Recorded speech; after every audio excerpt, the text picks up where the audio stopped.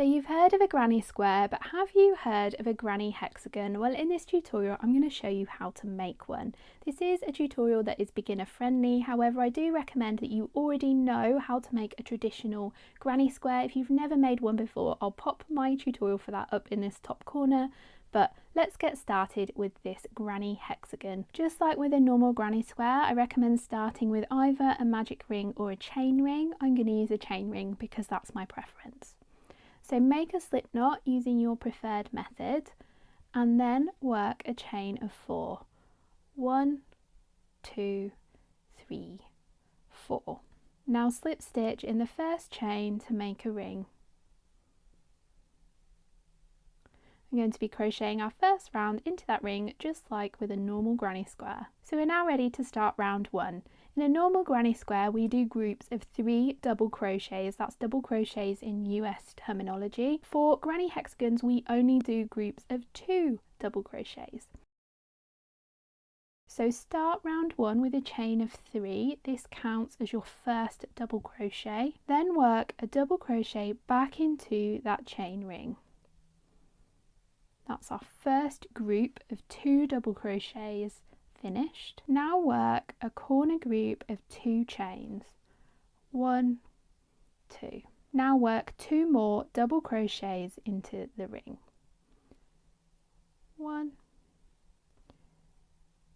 2. And then work 2 chains. Now repeat this all the way around until you have 6 groups of 2 double crochets, so 12 double crochets total and 6 chain 2 spaces, and then I'll meet you back at the end of round 1 and I'll show you round 2. So I have just finished round 1 and I have got 6 groups of 2 double crochets. Remember that we're counting that first chain as our first double crochet, and I've got 6 chain 2 spaces including this one that I've just made. To fasten off, slip stitch into the top of the starting chain. Then make 1 chain. Cut your yarn tail to about 6 inches.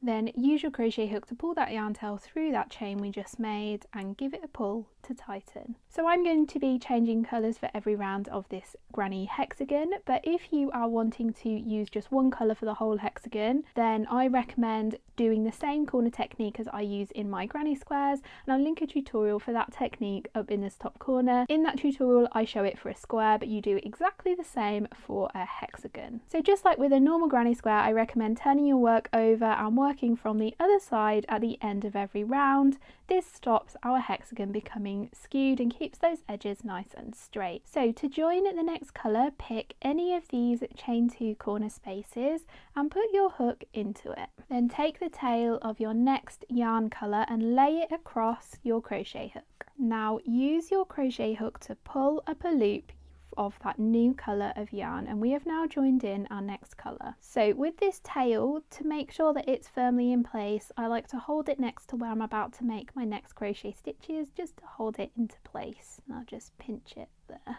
like that. So for round 2, start with a chain 3, this counts as your first double crochet, then work a double crochet back into that same space. Now skip the next 2 double crochets. Just like with a granny square, we're only going to be working into the spaces. So into the next chain 2 space we're going to make a corner group, and this is the same corner group for the whole hexagon. We work 2 double crochets into that chain 2 space.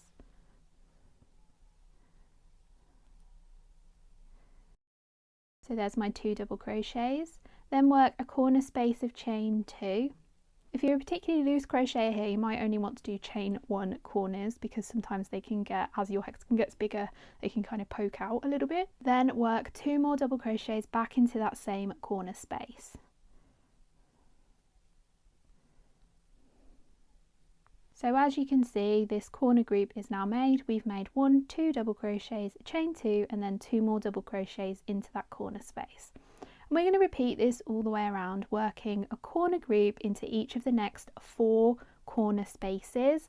There's no chains in between these corner groups because I prefer my granny squares and my granny hexagons to be a little bit denser and not stretchy. If you usually make your granny squares with chains between the side groups, you may want to add a chain one here, but I'm not going to. So work those corner groups into the next 4 chain spaces, and then I'll meet you back almost at the end of the round and I'll show you how we finish off this final corner. So here I am almost at the end of the round, and I've worked those corner groups into all of my chain 2 spaces, and my next chain 2 space is actually the same one that we joined our yarn to at the beginning of the round. So into that space work 2 double crochets,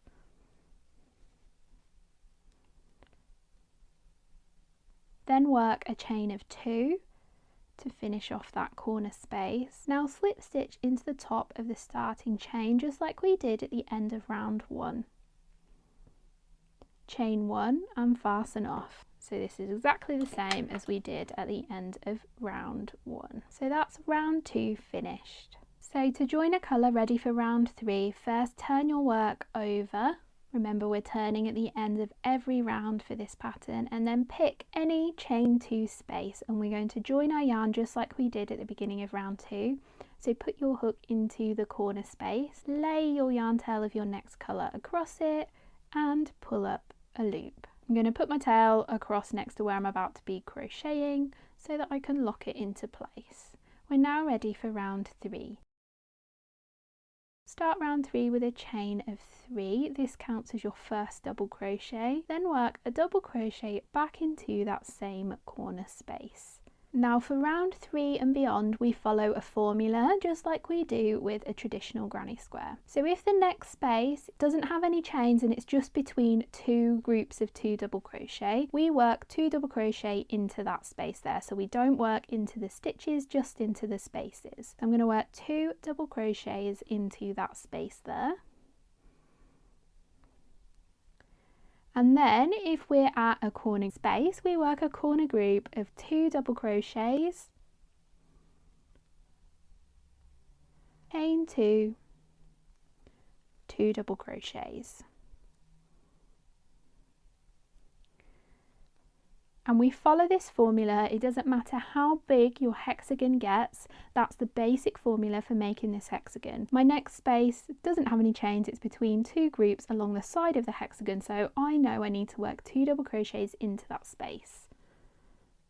And then my next space is a chain 2 space, so I know I need to work a corner group into it. As your hexagon gets bigger, you're going to have more and more groups of 2 double crochets along the side. So here my hexagon is 1, 2, 3, 4, 5, 6, 7 rounds, and here are some corner groups. You can see that there are 5 groups of 2 double crochets between those corner groups. So as your hexagon gets bigger, kind of every round you're increasing your stitch count by 12, because every round we're adding in an extra group of 2 double crochets on each side of the hexagon. So if you're going to count your stitches, every round will be a multiple of 12. So for round 1, 1 times 12, 12, so you should have 12 stitches.